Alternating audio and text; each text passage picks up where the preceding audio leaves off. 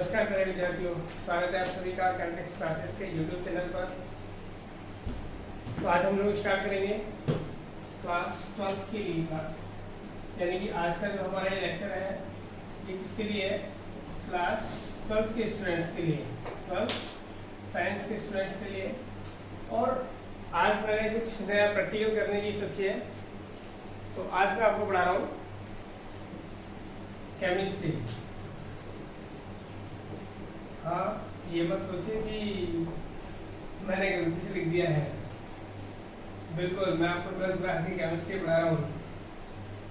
Physics तो पढ़ाते ही है, फिजिक्स तो हमारा सब्जेक्ट है। जैसे मैंने कहा था कि इस यूट्यूब चैनल पर आपको जो है फिजिक्स, केमिस्ट्री और मैथ 12th 11th के लिए और 10th क्लास के लिए मैथ और साइंस के वीडियो आपको मिलेंगे। तो आज हम लोग एक नया प्रैक्टिकल करने की सोच रहे हैं, केमिस्ट्री आपको पढ़ा रहे हैं, ठीक है। और हमें बताइएगा कि केमिस्ट्री का ये लेक्चर आपको जो है वो कैसा लगा है, ज़रूर बताना, क्योंकि मैं पहली बार ही इस प्लेटफॉर्म पर आपको जो है केमिस्ट्री पढ़ा रहा हूँ। और आज केमिस्ट्री का एक टॉपिक मैं आपको कंप्लीट कराऊंगा, उसके बेस पर ही आप जो बताओगे उसके बेस पर ही मैं आगे आपको क्लास दे पाऊँगा केमिस्ट्री की। आप कहोगे नहीं सर तो अपन क्लास बंद कर देंगे, आप कहोगे कि सर कंटिन्यू करिए सर केमिस्ट्री का क्लास, तो कंटिन्यू करेंगे, ठीक है। हाँ, चैप्टर नंबर आपका 4th है रासायनिक बल गति। रासायनिक बल गति, बल गति की, ठीक है। और इस चैप्टर पढ़ रखा है आपने वैसे चैप्टर तो खैर, क्योंकि सिलेबस तो आपके सारे कंप्लीट हो चुके हैं 12th क्लास के। ये तो अपना कौन सा टाइम है, रिवीजन वाला टाइम है। तो मैं तो आपको जो है बीच में से कुछ भी उठा के पढ़ा रहा हूँ। रासायनिक बल गति चैप्टर, या ये मान लीजिए एक तरीके से आपको डेमो की बेस पे जो है मैं आपको क्लास दे रहा हूँ, ठीक है। आगे तो पूरा चैप्टर भी आपको पढ़ा देंगे अगर आपको हुए तो। अभी वक्त है कि आपको कुछ मेन चीज़ें पढ़ाई जाए जो आपको राजस्थान बोर्ड में काम आ जाए या बोर्ड एग्जाम में आपके काम आ जाए, ठीक है। हाँ, देखिए स्टार्ट करेंगे हम लोग क्या कि रासायनिक बल गति के अंदर आपका एक टॉपिक है अभिक्रिया की कोटि। अभिक्रिया की कोटि आता है नहीं आता बताओ? बिल्कुल आता है सर। अभिक्रिया की कोटि नाम से टॉपिक आता है, बिल्कुल, यानी कि डिग्री ऑफ द रिएक्शन। कोटि यानी क्या हो गया आपका? डिग्री ऑफ द रिएक्शन, अभिक्रिया की कोटि। तो डिग्री हमें फाइंड करनी है? नहीं, बिल्कुल नहीं फाइंड करनी है। डिग्री हम लोग आगे फाइंड करेंगे। अभी क्या बात करनी है? अभिक्रिया की कोटि जो है मेनली आपके सिलेबस में पढ़ाई जाती है। शून्य कोटि की अभिक्रिया, प्रथम कोटि की अभिक्रिया और द्वितीय कोटि की अभिक्रिया भी आपको पढ़ा दी जाती है। बहुत टाइम पे नहीं पढ़ाते हैं फैकल्टी, किसी कभी कभी पढ़ा भी देते हैं कि जब 0 और फर्स्ट पढ़ा रहे हैं तो एक और पढ़ाने में क्या जा रहा है, सिलेबस में हो नहीं हो तो कुछ पढ़ाते कुछ नहीं पढ़ाते। बाकी देखिए अभिक्रिया की कोटि की अगर हम लोग बात करें तो शून्य कोटि की अभिक्रिया और प्रथम कोटि की अभिक्रिया, शून्य कोटि की अभिक्रिया और प्रथम कोटि की अभिक्रिया। हम लोग स्टार्ट करें क्या? शून्य कोटि अभिक्रिया। तो शून्य कोटि अभिक्रिया के लिए आपको क्या क्या याद करना होता है कि शून्य कोटि अभिक्रिया के लिए समाकलित वेग समीकरण क्या है? नाम सुना है? समाकलित वेग समीकरण, यानी कि इसका जो हम लोग इक्वेशन फाइंड करते हैं फाइनली इंटीग्रेशन करने पर या समाकलन करने पर, वो हमें समीकरण क्या प्राप्त होती है। यानी कि दूसरी बात मैं ये कहूँ कि समय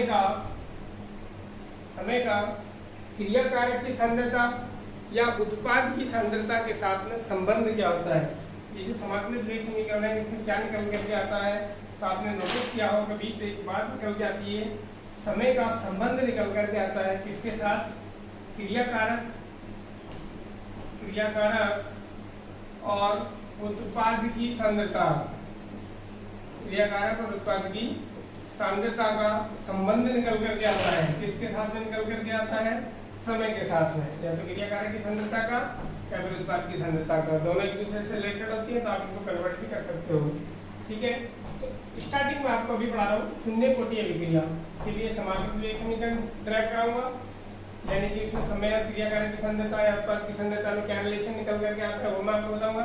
प्लस दूसरी बात, यहाँ हम लोग ये पढ़ेंगे कि शून्य कोटि अभिक्रिया के लिए अर्ध आयु काल कितना होता है, यानी कि शून्य कोटि अभिक्रिया को आधा पूर्ण होने में कितना समय लगता है।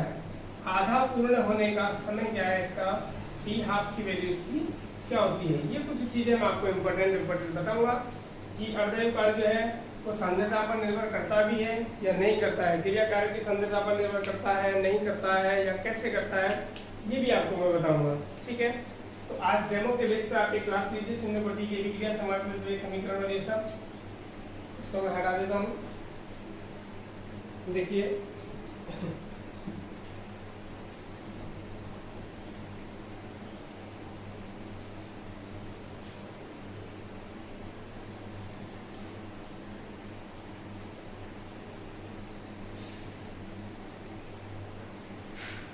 चलिए देखिएगा, स्टार्ट करते हैं हम लोग शून्य कोटि अभिक्रिया।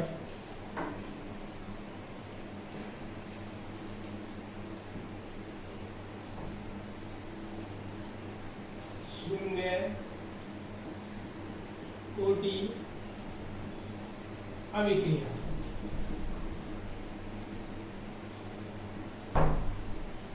ठीक, अच्छा कोटि शब्द क्या होता है, आपको डेफिनेशन यहाँ पता होगी कि कोटि जो है ये संख्या है।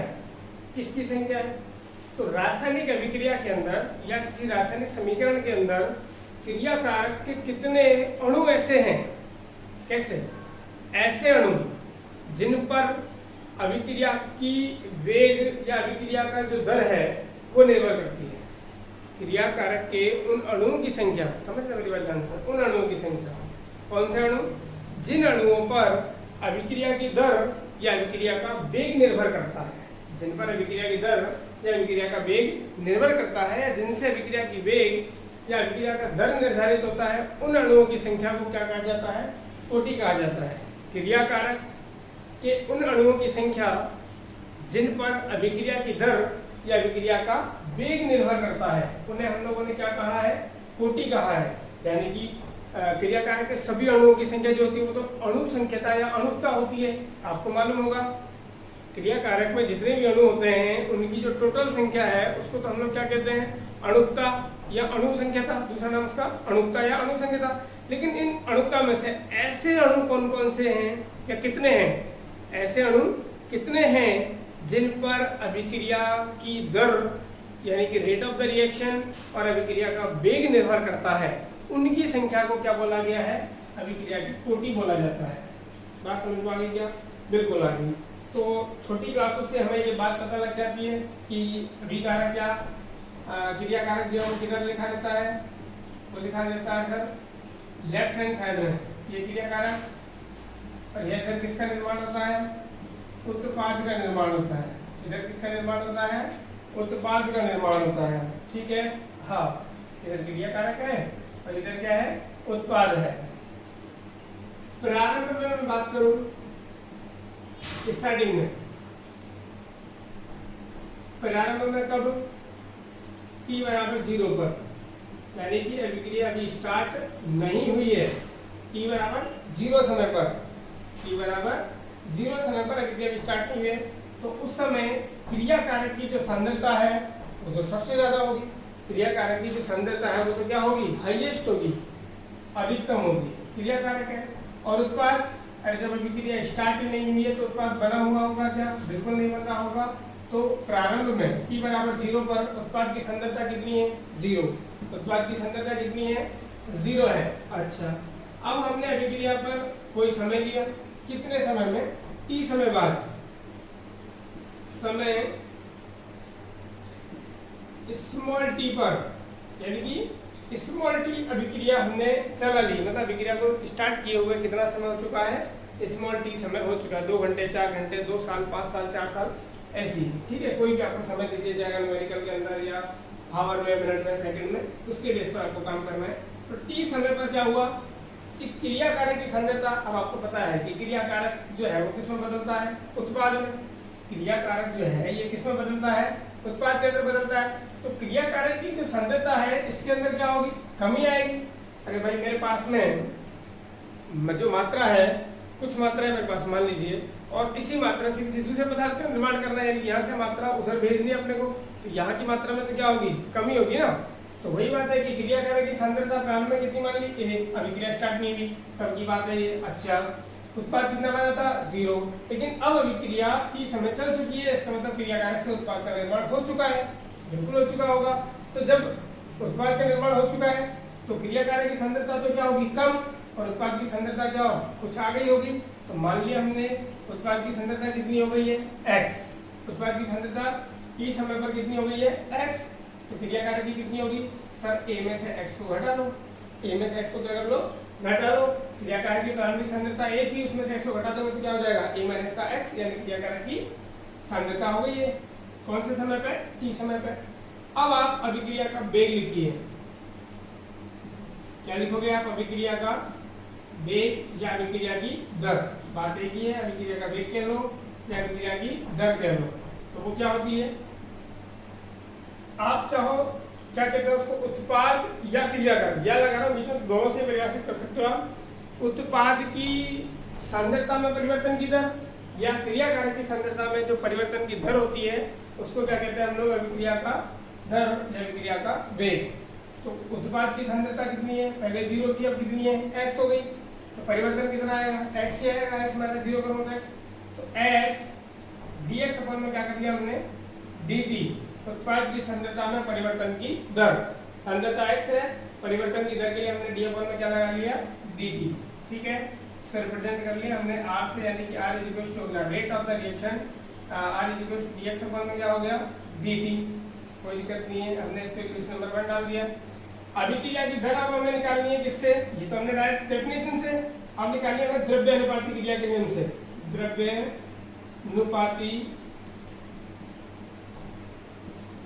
अनुपाती क्रिया नियम से। अब वो क्या कहता है, वो कहता है कि अभिक्रिया की जो दर है या जो वेग है अभिक्रिया का, ये k और क्रिया कारक की सांद्रता, अब क्रिया कारक की सांद्रता कितनी है, a माइनस एक्स, t समय की बात कर रहा हूँ तो उसी समय पर काम करूंगा, तो ये कितनी है आपके पास में, a माइनस का x, और अभिक्रिया की कोटि जो होती है उसको कहाँ लिख दिया जाता है, ऊपर, अभिक्रिया की कोटि जो है उसको कहाँ लिख दिया जाता है, ऊपर लिख दिया जाता है घात के रूप में यहाँ पर। अब आप मुझे बताइए अभिक्रिया कौन सी पढ़ा रहा हूँ मैं आपको, शून्य कोटि वाली, बेटा यहाँ पे कितना आएगा, 0 आएगा, तो ये हो गया हमारे पास में क्या, अभिक्रिया की दर या अभिक्रिया का वेग हो गया, जिससे द्रव्य अनुपाती क्रिया के नियम से। ये भी दर है और ये भी क्या है, दर है सर, तो क्यों ना दोनों को बराबर कर दिया जाए, तो यहाँ लिखेंगे हम लोग समीकरण 1 व 2 से, समीकरण 1 व 2 से, तो समीकरण 1 और 2 से अगर करोगे तो यहाँ पर मैंने किया dx अपन में dt, ये बराबर हो गया हमारे पास में किसके, k नियतांक है, a माइनस का x 0, अब a माइनस x की पावर जो है 0 है, इसका मतलब कितना होता है 1, तो यहाँ पर बचा कितना सर, dx अपन में dt, और इक्वल टू क्या रह जाएगा, ओनली k, ये रह जाएगा बिल्कुल, और dx अपन में dt ऊपर किसके बराबर है, r के, या आप यहाँ क्या कह सकते हो कि अभिक्रिया की जो दर है वो किसके बराबर आती है, यहाँ पे शून्य कोटि अभिक्रिया के अंदर अभिक्रिया की जो दर है, अभिक्रिया का जो वेग है वो किसके बराबर आता है, k के बराबर आता है। k क्या होता है यहाँ पर, k क्या होता है, वेग नियतांक, k का नाम क्या है यहाँ पर, वेग नियतांक कह लीजिए आप इसको, चाहे अभिक्रिया का दर नियतांक कह लीजिए, वेग नियतांक या फिर क्या करोगे इसको आप, अभिक्रिया के लिए दर नियतांक, वेग नियतांक या फिर दर नियतांक। बात समझ में आएगी नहीं आएगी, बिल्कुल आएगी सर, कि अभिक्रिया की जो दर होती है ये किसके बराबर आ रही है भाई, शून्य कोटि के लिए वेग नियतांक या दर नियतांक के बराबर आ रही है। अब यहाँ पर कोई सांद्रता आ रही है क्या इसके साथ, बिल्कुल नहीं आ रही, इसका मतलब अभिक्रिया की जो दर है, अभिक्रिया की जो r क्या है, क्रिया की दर, अभिक्रिया की जो दर है, ये अभिक्रिया की दर नियत राशि होती है, किसी सांद्रता पर या क्रिया कार्य की सांद्रता पर निर्भर नहीं करती है। स्पेशल पॉइंट डाल करके, नोट डाल करके आप इस बात को याद करिएगा कि शून्य कोटि अभिक्रियाओं के लिए अभिक्रिया की जो दर होती है, अभिक्रिया का जो वेग होता है, ये क्रिया कारकों की सांद्रता पर या उत्पाद की सांद्रता पर निर्भर नहीं करता है। ये दर या वेग जो है वो किसके बराबर होता है, वेग नियतांक या दर नियतांक के बराबर होता है। यहाँ से बहुत बार आपसे एक इंपॉर्टेंट क्वेश्चन पुट अप किया जाता है कि जो k है, शून्य कोटि अभिक्रियाओं के लिए वेग नियतांक का मात्रक क्या होगा या दर नियतांक का मात्रक क्या होगा? इंपॉर्टेंट क्वेश्चन है, 1 नंबर के लिए वेरी इंपॉर्टेंट है कि शून्य कोटि अभिक्रिया के लिए वेग नियतांक और दर नियतांक का मात्रक क्या होगा? तो बेटा जो r का मात्रक है अभिक्रिया की दर का मात्रक होता है वो एक का मात्रक है। अब दर का मात्रक क्या होता है? ऊपर तो सांद्रता और बटे में क्या होता है? समय। तो फाइनली क्या बनेगा? सांद्रता समय इनवर्स, सांद्रता समय इनवर्स। सांद्रता का आप क्या लिख दोगे? मोल पर लीटर, मोल प्रति लीटर। अब लीटर को ऊपर लेकर के जाऊंगा तो उसकी घात जो है वो इनवर्स हो जाएगी और ये क्या जाएगा हमारे पास में? समय इनवर्स। तो मोल लीटर इनवर्स समय इनवर्स, ये भी आप इसका मतलब बता सकते हो शून्य कोटि अभिक्रिया के लिए दर नियतांक का या फिर वेग नियतांक का। क्लियर है क्या? एक इंपॉर्टेंट क्वेश्चन यहाँ से बन सकता है आपका। एक इंपॉर्टेंट क्वेश्चन में आपको ये बता दिया कि अभिक्रिया की दर जो है शून्य कोटि अभिक्रिया के लिए अभिक्रिया की दर या अभिक्रिया का जो वेग है ये नियतांक के बराबर होता है। ये किसी क्रियाकारक के उत्पाद की सांद्रता पर निर्भर नहीं करता है। चलिए बहुत बढ़िया, आगे हम लोग इसको बढ़ाते हैं। देखिएगा ये तो हमने इसके बीच में जो कुछ चीजें हैं उनको कर लिया। हमारे पास में क्या आया? dx अपॉन में dt इज इक्वल टू क्या आया? k। dx इक्वल टू मैंने क्या कर दिया इसको? k dot dt। और आगे लिख दिया हमने इसको क्योंकि हमें समाकलित वेग समीकरण चाहिए तो हमने इसका क्या कर दिया? समाकलन करने पर क्या कर दिया हमने? इसका समाकलन कर दिया, इंटीग्रेशन कर दिया। तो dx का अगर समाकलन करूंगा इधर बराबर हमारे पास में क्या हो जाएगा? k डॉट dt का भी हमें क्या करना पड़ेगा? समाकलन। तो यहाँ तो आएगा x, dx का समाकलन कितना हो गया? x। यहाँ पर k का t के सापेक्ष अगर इंटीग्रेशन करोगे तो क्या हो जाएगा? kt। और एक आएगा समाकलन नियतांक आपके पास में क्या? c। समाकलन नियतांक कितना आएगा? c आएगा। अब चूंकि आपको पता है कि t बराबर अगर मैं 0 पुट कर दूं, t बराबर कितना पुट कर दूंगा? 0। t बराबर 0 यानी कि प्रारंभ की बात हो रही है। t बराबर 0 पर यानी कि प्रारंभ के अंदर, और x का मान कितना है भाई? 0। x का मान कितना है? तो t बराबर 0 पर x बराबर कितना है? 0। आप इस केस में रखोगे तो 0 बराबर k इंटू टी का मान 0 रख दिया, प्लस क्या बचेगा? c। तो c बराबर कितना आया? 0 आ गया। तो c बराबर 0 वापस यहाँ रख दोगे तो x बराबर फाइनली क्या मिल गया आपके पास में? kt। x बराबर फाइनली आपको क्या मिल गया है? kt। x क्या है? उत्पाद की सांद्रता, और t क्या है? समय, k क्या है? वेग नियतांक है, या फिर आपके पास में दर नियतांक है। तो मैंने पहले ही कहा था आपको कि क्या बताती है समाकलित वेग समीकरण? उत्पाद या क्रियाकारक की सांद्रता का समय के साथ में संबंध बताती है कि जो क्रिया उत्पाद की सांद्रता है ये समय के साथ किस तरीके से रिलेटेड है कि ये जो सांद्रता है x ये समानुपाती है किसके? t के, यानी कि x बराबर क्या गया आपके पास में? kt। तो ये आपका हुआ शून्य कोटि अभिक्रिया के लिए समाकलित वेग समीकरण। इसको आगे बढ़ाता हूँ मैं, तो तब तक आप इसका स्क्रीनशॉट लीजिए।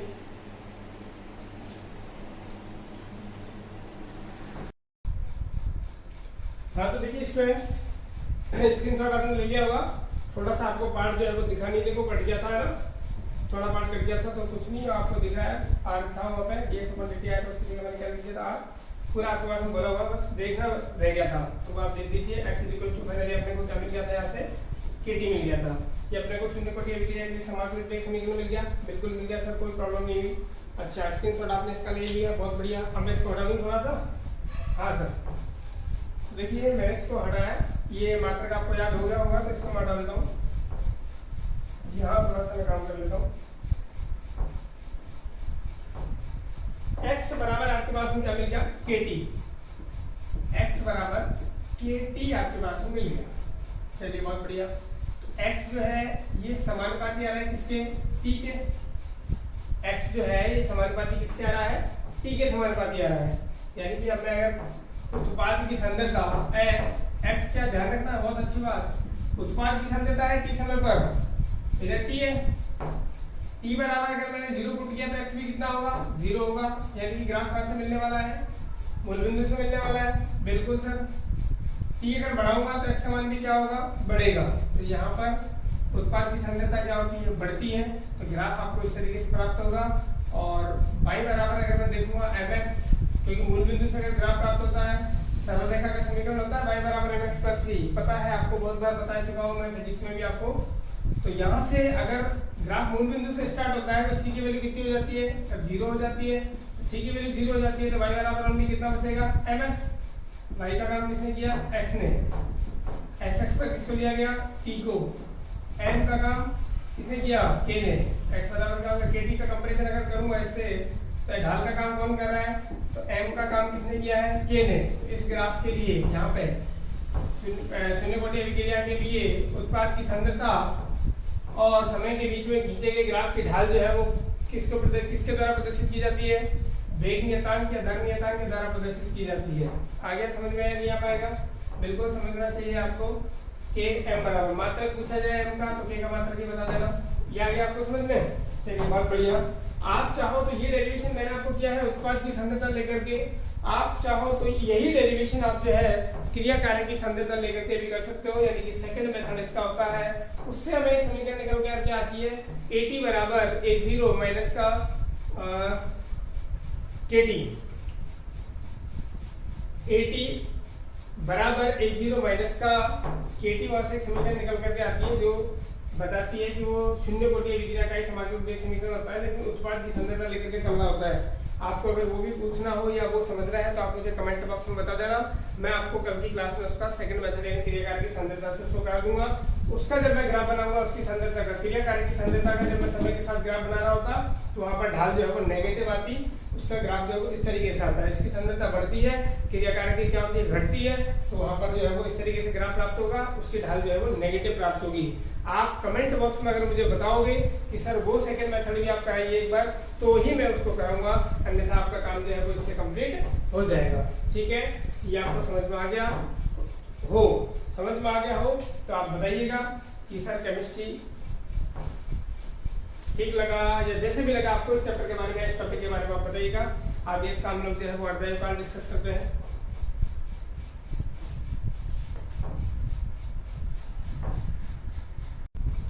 देखिएगा एक टॉपिक और कंप्लीट करते हैं हम लोग, शून्य कोटि अभिक्रिया के लिए अर्धव्यवकाल। शून्य कोटि अभिक्रिया के लिए अर्धआयुकाल, अर्धआयुकाल। ठीक है कि ये क्रिया कारक है, बहुत अच्छी बात है सर, ये क्रिया कारक हुआ और इससे हमने किसका निर्माण किया था, उत्पाद का। शून्य कोटि अभिक्रिया है बिल्कुल। t बराबर 0 पर हमने क्या काम किया था, t बराबर 0 पर क्रिया कारक की सांद्रता ली थी स्मॉल a और उत्पाद की सांद्रता कितनी थी, 0। अब हम बात करें किसकी, अर्धआयुकाल की। अब हम लोग जो समय ले रहे हैं वो कौन सा ले रहे हैं, हाफ, टी हाफ, यानी कि अर्धआयुकाल। टी हाफ का मतलब ऐसे नहीं कैपिटल टी के बटे में जो है वो 2 का भाग दे दिया हो, नहीं, इसको रिप्रेजेंट करने का तरीका है कैपिटल टी और यहाँ पर छोटा सा लिख दो हाफ, यानी कि अर्धआयुकाल। ठीक है, अर्धआयुकाल किसे कहते हैं, वह समय अंतराल, किसी भी रासायनिक अभिक्रिया का वह समय अंतराल, किसी रासायनिक अभिक्रिया का वह समय अंतराल जिस पर क्रिया कारक की सांद्रता अपने प्रारंभिक मान की आधी रह जाती है, आधी रह जाती है या उत्पाद का निर्माण आधा हो जाता है, ऐसा भी बोल सकते हो। वह समय अंतराल, किसी रासायनिक अभिक्रिया के लिए वह समय अंतराल जिस पर क्रिया कारक की प्रारंभिक सांद्रता या क्रिया कारक की सांद्रता अपने प्रारंभिक मान की आधी रह जाती है, उसे हम लोग क्या कहते हैं, अर्धआयुकाल कहते हैं। यानी कि इसकी सांद्रता कितनी है, a, वो कितनी रह जाएगी, आधी, यानी कि a/2। ठीक है, तो ये सांद्रता हमारे पास में कितनी हो जाएगी, a/2 हो जाएगी।